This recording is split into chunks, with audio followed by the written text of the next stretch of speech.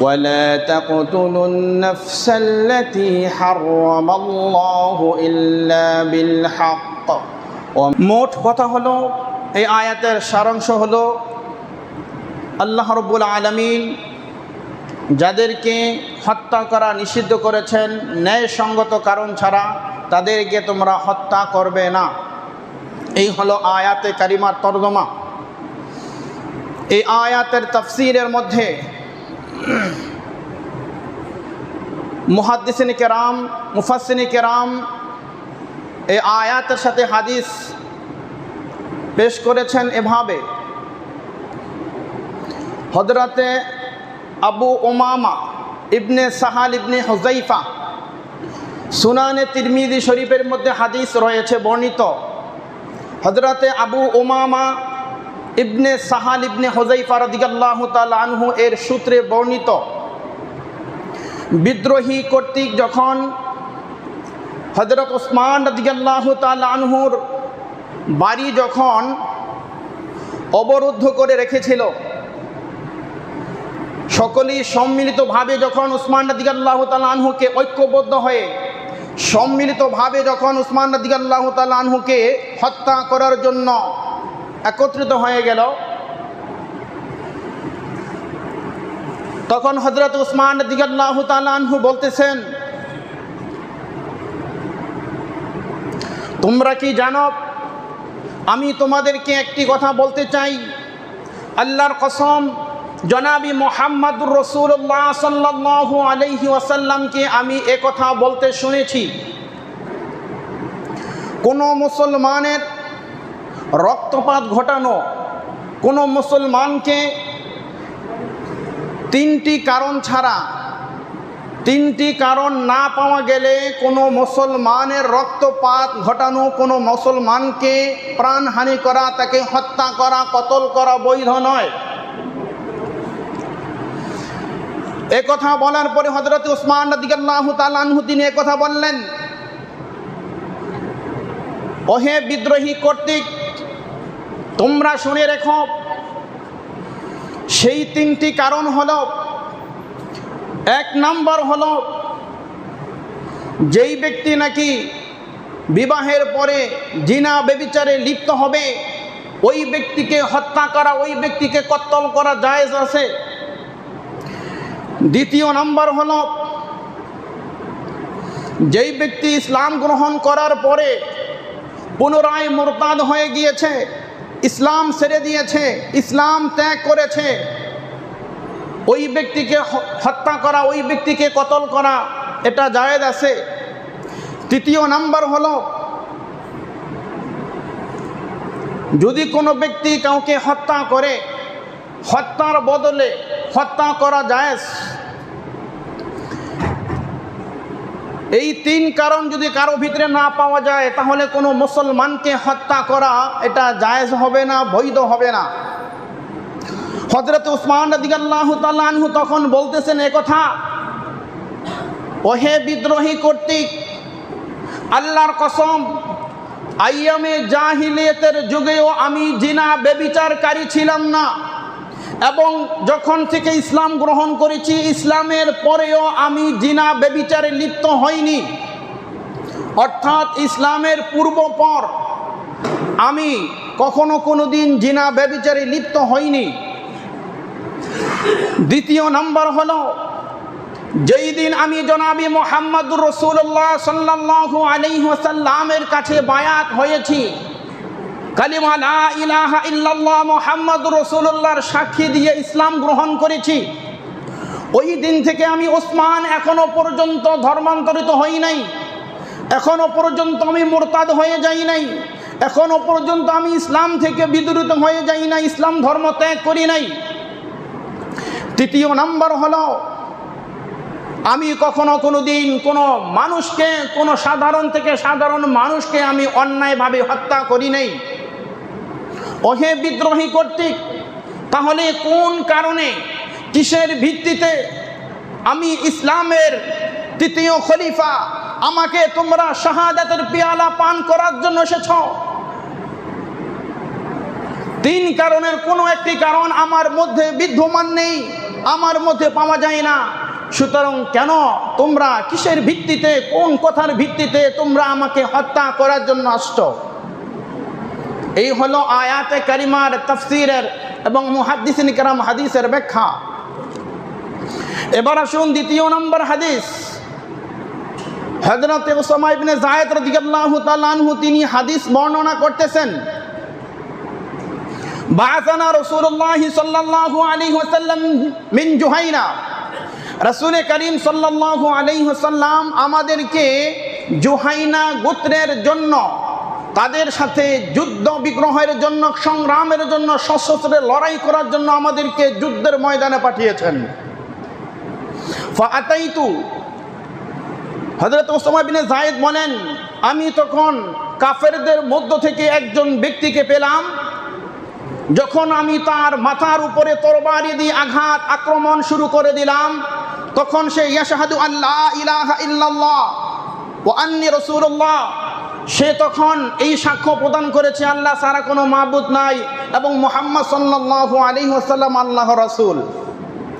এরপরেও আমি তাকে আঘাত করেছি, অস্ত্রের দ্বারা, তরবারির দ্বারা আঘাত করে তাকে আমি কতল করেছি, হত্যা করে দিয়েছি।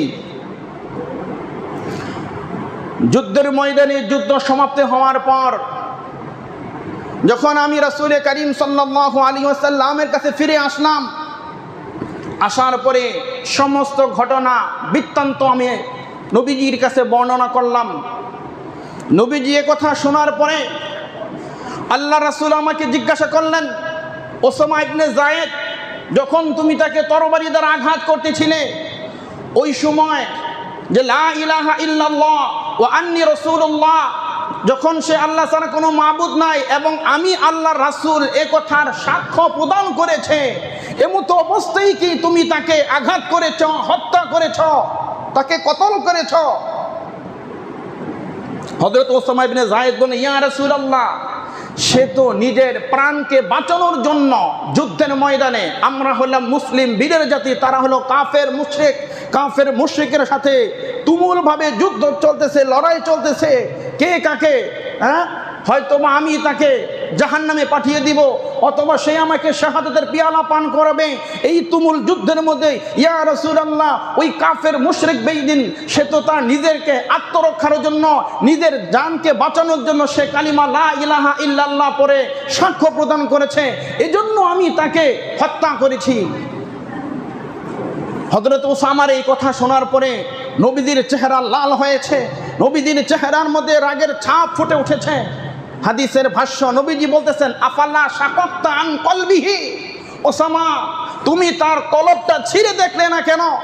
আফালা শাকাক্তা আন কলবিহি, তুমি তার কলবটাকে ছিঁড়ে দেখলে না কেন? তার কলবের ভিতরে, তার অন্তরের ভিতরে তাওহীদের বাণী, একত্ববাদের বাণী, কালিমার বাণী, একাত্মবাদের বিশ্বাস তার অন্তরে ছিল কিনা, তুমি একথা তার অন্তরকে ছিঁড়ে দেখলে না কেন? যুদ্ধের ময়দানে কাফেরদের সাথে সংগ্রাম, লড়াই চলতেছে, এমতো অবস্থায় তাকে কালিমা পড়ার পরেও তাকে হত্যা করেছে। নবীজি ওই সাহাবীকে ধমক দিয়েছেন, তাকে শাসিয়েছেন। ইসলাম কত ইনসাফ! এরপরে নবীজি অন্য হাদিসের মধ্যে, অন্য বর্ণনার মধ্যে পাওয়া যায়, কাইফা তাসনাউ, যে নবীজি বলতেছেন, কাইফা তাসনাউ ইয়াউমাল কিয়ামাতি লা ইলাহা ইল্লাল্লাহ, কাইফা তাসনাউ বিলা ইলাহা ইল্লাল্লাহ ইয়াউমাল কিয়ামাতি বিরাইরান। হাদিসের ভাষ্য, নবীজি বলতেছে, কিয়ামতের কঠিন ময়দান যখন লা ইলাহা ইল্লাল্লাহ তোমার বিরুদ্ধে অভিযোগ পেশ করবে, তখন তুমি রব্বে কারিমের কাছে কি জবাব দিবে? সুবহানাল্লাহ। কালিমা লা ইলাহা ইল্লাল্লাহ যদি আল্লাহর কাছে, যদি সাক্ষ্য, আল্লাহর কাছে যদি তোমার বিরুদ্ধে অভিযোগ পেশ করে, নালিশ পেশ করে, তখন তুমি কি জবাব দিবে, কি উত্তর দিবে? হযরত আব্দুল্লাহ ইবনে মাসউদ রাদিয়াল্লাহু তাআলা আনহু অপর হাদিসে তিনি বর্ণনা করেন, যেই ব্যক্তি এই সাক্ষ্য দিবে লা ইলাহা ইল্লাল্লাহ মুহাম্মাদুর রাসূলুল্লাহ, আল্লাহ ব্যতীত কোনো মাবুদ নাই এবং হযরত মুহাম্মদ সাল্লাল্লাহু আলাইহি ওয়াসাল্লাম আল্লাহর রাসূল বলে, ওই ব্যক্তিকে যদি হত্যা করা হয়, তাহলে আল্লাহ রাব্বুল আলামিন কিয়ামতের কঠিন ময়দান ওই ব্যক্তিকে কাঠগড়ায় আসামি করে তাকে জিজ্ঞাসাবাদ করে এরপরে তাকে এরপরে তার সামনে থেকে অগ্রসর হতে দিবে। হযরত আব্দুল্লাহ ইবনে মাসউদ রাদিয়াল্লাহু তাআলা আনহু অপর বর্ণনায় তিনি বর্ণনা করেছেন যে কিয়ামতের ময়দান বাইনান নাস, মানুষের মধ্যে যখন আল্লাহ আউয়ালু মা ইউকদা বাইনান নাসি ফি দিমাইন, কিয়ামতের ময়দানে আল্লাহ রাব্বুল আলামিন সর্বপ্রথম বান্দার রক্তপাতের হিসাব আল্লাহ তাআলা নেবেন। কিয়ামতের দিন সর্বপ্রথম বান্দার রক্তপাত ঘটিয়েছে, হত্যা, মানুষকে অন্যায়ভাবে কতল করেছে বলে এই সম্পর্কে আল্লাহ রাব্বুল আলামিন কিয়ামতের কঠিন ময়দান মানুষকে হিসাব নেবে কেন? এখন প্রশ্ন হলো, অন্য হাদিসের মধ্যে তো রয়েছে আউয়ালু মা ইউহাসাবু বিহিল আবদু ইয়াউমাল কিয়ামাতি সালাহ, কিয়ামতের দিন সর্বপ্রথম নামাজের হিসাব নেবে। এটা আমাদের সকলেরই হাদিস মুখস্থ। তাহলে এই হাদিসের মধ্যে বলা হলো সর্বপ্রথম বান্দার রক্তপাত সম্পর্কে জিজ্ঞাসা করাবে। দুই হাদিসের মধ্যে যেই দ্বন্দ্ব রয়েছে, এই দ্বন্দ্ব নিরসনের জন্য মুহাদ্দিসিন কিরাম বলতেছেন যে বান্দার যে হক রয়েছে, বান্দার হক সমূহের মধ্যে সর্বপ্রথম বান্দাকে রক্তপাত ঘটানো সম্পর্কে তাকে জিজ্ঞাসা করা হবে। আর দ্বিতীয় নম্বর যে হাদিস, আল্লাহর সাথে বান্দার যে একটা হকের সম্পর্ক রয়েছে, বলে আল্লাহর সাথে বান্দার হকের সম্পর্ক হলো নামাজের সম্পর্ক, যে আল্লাহর সাথে বান্দার যেই হক রয়েছে সেই সম্পর্কে সর্বপ্রথম তাকে এই নামাজের কথা জিজ্ঞাসা করা হবে। দুই কথার মধ্যে, অর্থাৎ প্রথম বিষয় হলো মানহিয়াত, অর্থাৎ নিষিদ্ধ যে সকল কাজকর্ম রয়েছে সেগুলোর মধ্যে সর্বপ্রথম বান্দাকে রক্তপাত সম্পর্কে জিজ্ঞাসা করা হবে। আর দ্বিতীয় নম্বর হলো মামুরাত, অর্থাৎ আদেশকৃত, আল্লাহ তাআলা যা আদেশ করেছেন বলে এই বিষয় সম্পর্কে সর্বপ্রথম যে নামাজ, এই নামাজের বিষয়ে রব্বে কারীম সর্বপ্রথম মানুষকে জিজ্ঞাসা করবেন। যদি আমার আলোচনা বুঝে থাকেন কোরআনে কারীমের আয়াত এবং হাদিসে নববী সাল্লাল্লাহু আলাইহি ওয়াসাল্লাম 4 থেকে 5টি হাদিসের বর্ণনা উদ্ধৃতি দিয়ে আপনাদেরকে বোঝানো হলো। এবার আসেন অন্য আয়াতে আল্লাহ রাব্বুল আলামিন বলতেছেন, ওয়াল্লাযীনা লা ইয়াদউনা মা'আল্লাহি ইলাহান আখার ওয়া লা ইয়াকতুলুনা আন-নাফসা আল্লাতী হারামাল্লাহু ইল্লা বিল হাক্কি ওয়া লা ইয়াজনুন।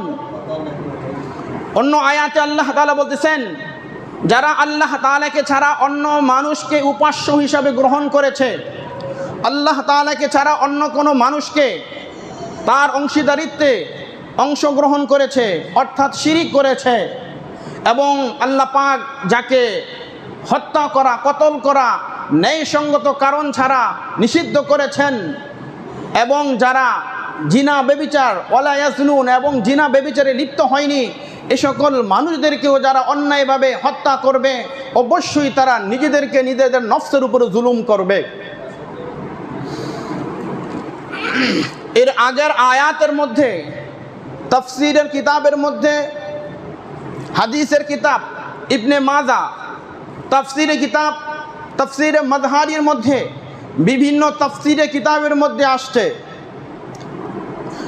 পুরা পৃথিবীর মানুষ দল মত নির্বিশেষে সকলেই ঐক্যমত পোষণ করেছে, স্বীকৃতি দিয়েছে একথা। রাসূল করিম সাল্লাল্লাহু আলাইহি ওয়াসাল্লাম হাদিসে পাকের বর্ণনা, ক্বালান নবী সাল্লাল্লাহু আলাইহি ওয়াসাল্লাম লা যাওয়ালুদ দুনিয়া আহওয়ালু আলাল্লাহি মিন কতলি রাজুলিন মুসলিমিন। সুনানে তিরমিজি শরীফের মধ্যে হাদিসটি বর্ণিত রয়েছে। রাসূল করিম সাল্লাল্লাহু আলাইহি ওয়াসাল্লাম বর্ণনা করেন, লা যাওয়ালুদ দুনিয়া, দুনিয়াকে ধ্বংস করে দেওয়া, দুনিয়াকে ধূলিসাৎ করে দেওয়া, শেষ করে দেওয়া, আহওয়ানু আলাল্লাহ, আল্লাহ তাআলার কাছে একেবারেই সহজ, একেবারেই নগণ্য, মিন কতলি রাজুলিন মুসলিমিন, একজন মুসলমানকে হত্যা করার চাইতে। হাদিসের সার মর্ম হলো, কোনো মুসলমানকে অন্যায়ভাবে হত্যা করার চাইতে পুরা পৃথিবীকে ধ্বংস করে দেওয়া আল্লাহ তাআলার কাছে এর চাইতে আরো নগণ্য, আরো তুচ্ছ, আরো তাচ্ছিল্য। অপর বর্ণনার মধ্যে রয়েছে রাসূল করিম সাল্লাল্লাহু আলাইহি ওয়াসাল্লাম বলেন, সপ্ত আকাশ সপ্ত জমিনের অধিবাসীরা সম্মিলিতভাবে একত্রিত হয়ে যদি কোনো মুমিনকে হত্যা করে, তাহলে সপ্ত আকাশ সপ্ত জমিনের অধিবাসীদেরকে জাহান্নামে নিক্ষিপ্ত করতে আল্লাহ কোনো দ্বিধাবোধ করবেন না। তাহলে একজন মুমিনের জান আল্লাহ তাআলার কাছে এত প্রিয় যে একজন মুমিনকে যদি কেউ হত্যা করে, পুরা পৃথিবীর সমস্ত মানুষ সম্মিলিত হয়ে সমষ্টিগতভাবে ঐক্যবদ্ধ হয়ে যদি একজন মুমিনের জান, যদি একজন মুমিনের প্রাণ যদি তারা শেষ করে দেয়, তাহলে গোটা পৃথিবীর সমস্ত মানুষকে আল্লাহ একসাথে জাহান্নামী দেবে, তাতে আল্লাহ কোনো দ্বিধাবোধ করবেন না। অপর হাদিসের বর্ণনার মধ্যে পাওয়া যায়, রাসূল করিম সাল্লাল্লাহু আলাইহি ওয়াসাল্লাম দীপ্ত কণ্ঠে কথা জানিয়ে দিয়েছেন, যদি কোনো মুসলমানকে অন্যায়ভাবে হত্যা করার জন্য যদি কোনো ব্যক্তি একটি কথার দ্বারাও হত্যাকারীকে সাহায্য করে, যদি কোনো ব্যক্তি কোনো সাধারণ থেকে সাধারণ ঈমানদার মুসলমানকে যদি হত্যা করার জন্য একটি কথার দ্বারাও তাকে উদ্বুদ্ধ করে, তাকে উৎসাহিত করে, ইন্ধন জুগিয়ে দেয়, রাসূল করিম সাল্লাল্লাহু আলাইহি ওয়াসাল্লাম বললেন, কিয়ামতের কঠিন ময়দান যখন আল্লাহ রাব্বুল আলামিন সমস্ত মানব জাতিকে যখন একত্রিত করবেন, তাদেরকে যখন জমায়েত করবেন, ওই সময় ওই ইন্ধনকারী, উৎসাহ প্রদানকারী, ওই হত্যাকারীকে সাহায্যকারী যে একটা কথার মাধ্যমে, যে একটা তার ইশারার মাধ্যমে যেই কোনোভাবেই তাকে সাহায্য করেছে, তাকে পৃথিবীতে অরাজকতা সৃষ্টি করার জন্য উদ্বুদ্ধ করেছে, নবী পাক বললেন, কিয়ামতের কঠিন ময়দান ওই ব্যক্তির কপালে লেখা থাকবে, যেই ব্যক্তি হত্যা করবে ওই ব্যক্তি না, যেই ব্যক্তি হত্যাকারীকে কথার মাধ্যমে সাহায্য করেছে, উৎসাহ প্রদান করেছে, নবী পাক বললেন তার কপালে বড় করে লেখা থাকবে, এই ব্যক্তিকে আল্লাহ তাআলার রহমত থেকে নিরাশ করে দেওয়া হয়েছে। একটি কথার মাধ্যমে যদি কেউ কাউকে সাহায্য করে, পৃথিবীতে অরাজকতা সৃষ্টি করার জন্য উদ্বুদ্ধ করে, কিয়ামতের কঠিন ময়দান তার ললাটে, তার কপালে বড় করে লেখা থাকবে, এই ব্যক্তিকে কোটি কোটি মুসলমানের সামনে, মানব জাতির সামনে তাকে আল্লাহ তার মুখোশ উন্মোচন করে দিবেন যে এই ব্যক্তি হলো সেই ব্যক্তি যার সম্পর্কে আমার ঘোষণা হলো, এই ব্যক্তিকে আজকে আমি আল্লাহর রহমত থেকে তাকে নিরাশ করে দেওয়া হয়েছে। এরপরে আসুন, বাইহাকি শরীফের মধ্যে হযরতে আব্দুল্লাহ ইবনে আব্বাস রাদিয়াল্লাহু তাআলা আনহু, রাইসুল মুফাসসিরিন যাকে বলা হয়, হযরতে মুআবিয়া রাদিয়াল্লাহু তাআলা আনহু, তারা উভয় হাদিস বর্ণনা করতেছেন, যদি কোনো মুসলমানকে কোনো ব্যক্তি জেনে শুনে ইচ্ছাপূর্বক কোনো মুসলমানকে যদি হত্যা করে, কোনো ব্যক্তি নিজের ইচ্ছায় ইচ্ছাকৃতভাবে যদি কোনো মুসলমানকে যদি কেউ হত্যা করে, তাহলে তার ঠিকানা হবে জাহান্নাম। এটা হলো বাইহাকি শরীফের হাদিসের বর্ণনা, হযরতে আব্দুল্লাহ ইবনে আব্বাস এবং হযরতে মুআবিয়া রাদিয়াল্লাহু তাআলা আনহুর হাদিসের বর্ণনা, তাদের দুইজনের উভয়ের সূত্রে বর্ণিত হাদিস। এবার আসেন এই আয়াতের, এই হাদিসের সাথে কোরআনে কারীমের সূরা নিসার 92 নম্বর আয়াতে আল্লাহ তাআলা বলতেছেন, ومن يقتل مؤمنا متعمدا فجزاؤه جهنم خالدا فيها وغضب الله عليه ولعنه وأعد له عذابا عظيما। সূরা নিসার 92 নম্বর আয়াতে কারিমায় আল্লাহ তাআলার ঘোষণা হলো, ومن يقتل مؤمنا متعمدا, যদি কোনো ব্যক্তি কোনো ব্যক্তিকে ইচ্ছাকৃতভাবে যদি হত্যা করে, তাকে কতল করে, ফাজাজাউহু জাহান্নাম, তাহলে ওই ব্যক্তির জন্য রয়েছে জাহান্নাম, তাকে জাহান্নামে নিক্ষেপ করা হবে। খালিদান ফিহা, তাফসীরে কিতাবের মধ্যে লেখছে আই খালিদান মুখাল্লাদান ফিহা, তাকে জাহান্নামে একবার প্রবেশ করানো হবে, ঢুকানো হবে বলে কিয়ামত পর্যন্ত। এরপরে বিচার হওয়ার পরে আর তাকে কখনো ওই জাহান্নাম থেকে বের করা হবে না। ওয়াগদিবাল্লাহু আলাইহি ওয়া লাআনাহু, শুধু তাই নয়, ওই হত্যাকারীর প্রতি আল্লাহ এত রাগান্বিত হবেন, এবং ওই ব্যক্তির প্রতি আল্লাহ লানত করেছেন। ওয়া আ'আদ্দা লাহু আযাবান আযীমা, এবং তার জন্য আল্লাহ প্রস্তুত রেখেছেন বলে জাহান্নামের মহাশাস্তি। হাদিসের এবং কোরআনের আলোকে সূরা নিসার 92 নম্বর আয়াতের কারিমায় এবং বাইহাকি শরীফের হাদিসের মাধ্যমে আমরা জানতে পারলাম যে কোনো মমিনকে কোনো মানুষকে কোনো নফসকে যদি কি করে হত্যা করে, তাহলে এই হত্যার ক্ষেত্রে ওই ব্যক্তির জন্য জাহান্নাম অবধারিত। এরপরে কোরআনে কারিমের সূরা মায়েদার 32 নম্বর আয়াতে কারিমায় আল্লাহ তাআলা ঘোষণা করতেছেন, মান ক্বাতালা নাফসান বিগাইরি নাফসিন আও ফাসাদিন ফিল আরদি ফাকান্নামা ক্বাতালা আন-নাসা জামিআ। মান ক্বাতালা নাফসান বিগাইরি নাফসিন, যেই ব্যক্তি কোনো হত্যাকাণ্ড ছাড়া, হত্যার বদলে হত্যা করা ছাড়া যদি কোনো ব্যক্তি কাউকে হত্যা করে, আও ফাসাদিন ফিল আরদ, অথবা জমিনের মধ্যে পৃথিবীতে কোনো অরাজকতা সৃষ্টি করেনি, পৃথিবীতে কোনো ফাসাদ, কোনো হাঙ্গামা সৃষ্টি করেনি, এ সকল মানুষদেরকে যদি তারপরেও যদি হত্যা করে, ফাকান্নামান নাসা জামিআ, তাহলে পুরা পৃথিবীর মানুষকেই যেন তারা হত্যা করলো।